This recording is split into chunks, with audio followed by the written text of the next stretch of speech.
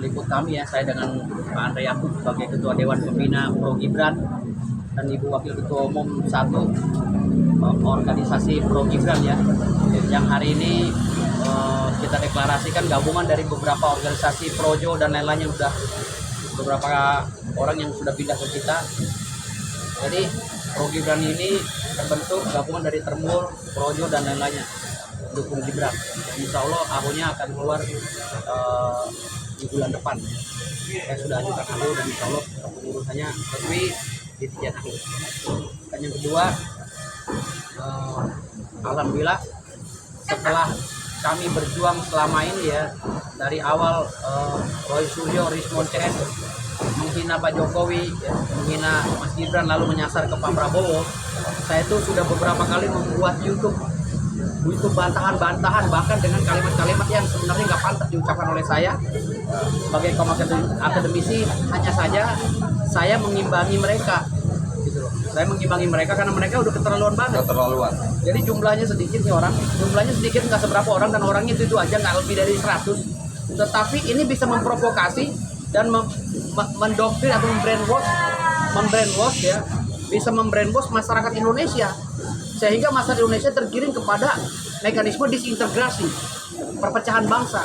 Kalau ini kita tidak berani suarakan, ini bahaya. Saya selama hampir beberapa bulan ini menyuarakan peperangan alibi atau peperangan opini bersama tim saya ya, untuk melawan opininya Roy Suryo CS. Ini bukan sembarangan. Dimulai dari masalah pagar laut, mereka gugat Pak Jokowi, lalu mereka keluar dari persidangan menunjuk saya. Dia bilang, Firdaus, suatu saat kamu akan bermasalah di KAI, Kongres Advokat Indonesia, tunggu saja. Loh, kenapa masalah dengan saya? Saya nggak ada masalah dengan KAI, saya baik-baik aja, tunggu aja, kamu akan dipermasalahkan di KAI karena kamu telah membela komunis, kata dia. Loh, berarti ini saya ceritakan ada rangkaian cerita sampai jatuhnya ke pembekuan saya. Lalu saya diancam di teror, ban mobil saya diembesin, ada 4-5 kali ban mobil saya dihantam, lalu ada beberapa kali mobil saya dibaret, bahkan kaca spionnya dipecahin. Saya udah berapa kali selama saya terus melawan opini mereka. Ini gerakan-gerakan mereka ini gerakan separatis, semi separatis. Kalau kita diamin, ini akan berkembang menjadi pemberontakan di bangsa ini.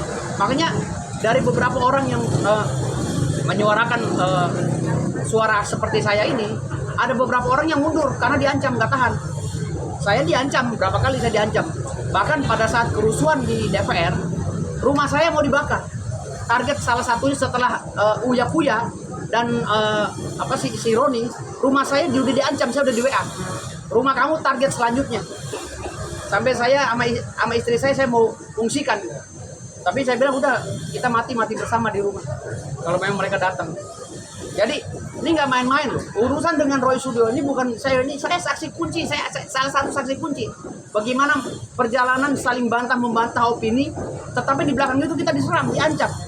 Ada beberapa orang rekan-rekan saya yang berlawanan pendapat dengan Roy Suryo CS itu sudah diancam, nggak ada yang berani bersuara lagi. Semua nggak ada yang berani bersuara. Tinggal saya dengan Andi Riswan ya, Andi Raswan. Itu aja kita berdua aja. Jadi kalau kita nggak bersuara ini selesai, matilah ini, gitu loh. Artinya bersyukur ya status Roy Suryo ini. Bukan bersyukur, dan saya juga setelah kabar baru ini kita bersyukur. Iya, setelah kabar baru ini saya alhamdulillah bersyukur ya. Mengucapkan terima kasih kepada Bapak Kapolri Pak Listio Sigit Prabowo, walaupun saya kemarin sempat ngomel-ngomel sama beliau minta diganti karena beliau lamban menangani kasus Roy Suryo ya. Pak Listio, saya minta maaf Pak Listio Sigit Prabowo. Saya ngomel-ngomel karena buat kepentingan bangsa. Dan hari ini saya berterima kasih sama Bapak. Dan jujur luar biasa. Jujur ya, Kapolri yang sukses mengamankan Indonesia ini hanya Kapolri Pak Listio Sigit Prabowo. Karena Listio Sigit Prabowo itu menyelamatkan bangsa ini dari kehancuran, dari berbagai macam dilematis, intrik untuk memecah belah bangsa, khususnya pilpres. Jadi Pak Listio Sigit Prabowo ini banyak jasanya juga. Hanya saja kemarin saya ngomel-ngomel itu, saya minta biar diganti dia karena lamban ini udah 7 bulan. Rupanya masih tetap di sini terus. Ya. Nah, hari ini kita ini, kasih luar biasa sekali. Ya. Polisi ini top. Ya. Positif. Jadi ini terima kasih saya dan sebesar-besarnya kepada pihak kepolisian ya, khususnya kepada Pak Listio Sigit Prabowo, Kapolri dan Pak Kapolda Asep Edi ya.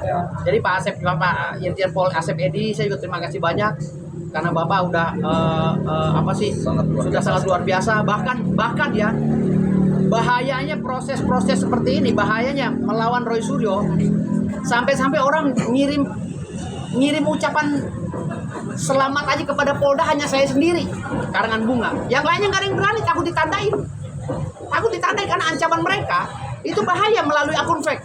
Saya udah cek semuanya akun fake. Yang mendukung Roy Suryo itu semua pakai sistem digital. Tim IT saya udah cek. Jadi alhamdulillahnya setelah saya tadi konferensi pers pagi-pagi ya, siang-siang setelah mengetahui Roy Suryo itu jadi tersangka.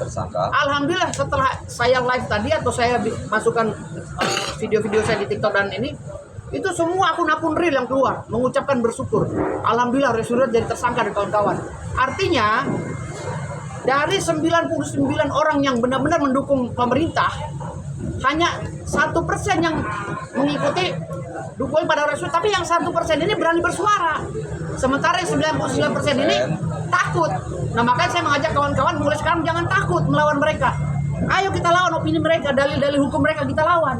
Karena bahaya kalau nggak begini, Pak. Sebelum kerusuhan di DPR, Pak, grup Roy Suryo, Rocky Gerung dan lain-lainnya itu udah berbicara bubarkan DPR, ganyang DPR dan lain-lain. Itu beberapa kali mereka berbicara. Akhirnya kejadian kan, rumahnya Mas Saroni, rumahnya Wekwe di Satroni kan, kejadian. Nah provokasi itu provokasi simpel dianggap kita, tetapi itu membahayakan, Pak. Ditambah lagi sama akun-akun fake yang di media sosial yang seakan menyudutkan Pak Jokowi dan Pak Prabowo. Itu membahayakan kalau kita nggak lawan. Dan saya beberapa kali diancam, Pak. Tapi saya masa bodoh, fisabilillah. Saya jihad fisabilillah, saya nggak takut sama mereka. Dan saya meminta kepada Kapolda, tolong ditahan minggu ini, Pak, atau minggu depan paling telat.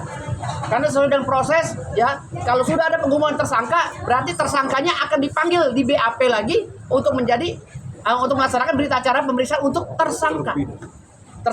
Dan kita ikuti terus ya, sampai persidangan. Jadi kami akan kawal terus. Kami Pro Gibran akan kawal terus sampai persidangan ya. Kami tidak akan pernah menyerah.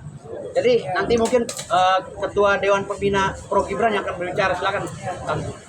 Terima kasih kawan-kawan.